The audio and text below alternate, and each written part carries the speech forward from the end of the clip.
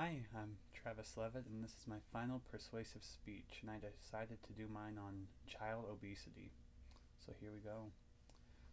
We all love snack foods, junk foods, fast foods, or pretty much anything that is not really healthy.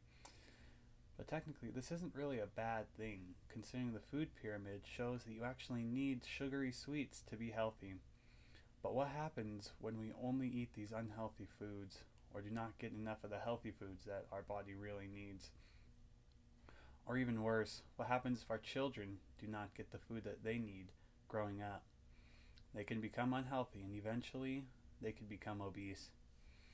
I'm going to tell you what obesity is, what causes it, and what the risks of it are, and some solutions to solving the problems of obesity. First off, what exactly is obesity?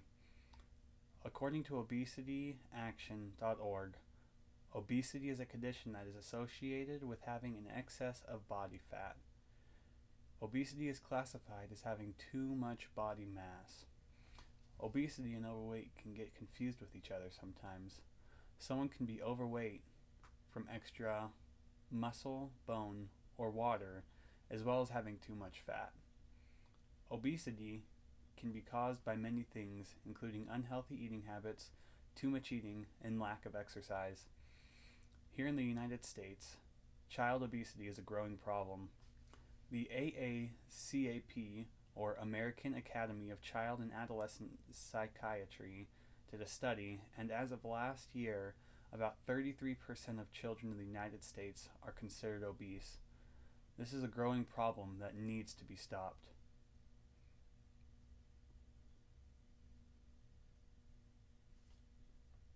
This problem needs to be stopped because of all the risks that can come with child obesity. There are many risks that come along with obesity that could seriously endanger your children. Some of the more serious dangers include diabetes, high blood pressure, and even anxiety. Obesity is an unhealthy lifestyle that can even at times result in death. There are many things that can and should be done about child obesity. If something is not done soon, then our children and our children's children could face a higher risk of becoming obese. Now, I don't want to sound like I'm telling about all these problems without suggesting some solutions to these problems. There are many things that could be done about the obesity problem, but many of them could disrupt the status quo. In other words, all the solutions require people to make pretty big changes in their lives. And as we all know, change can be scary, and many people do not like change. One solution is to establish programs in the home or in schools that monitor weight gain and weight loss. This could include charts for kids to keep track of their own weight or programs that allow us to monitor a child's weight. Many times children develop their unhealthy eating habits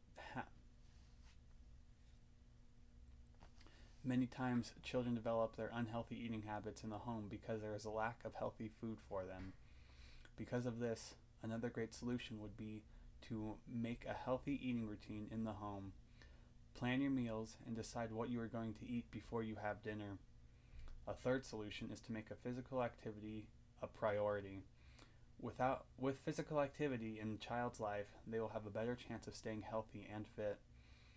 Finally, you can always put a limit on how much unhealthy food or snacks that a child eats.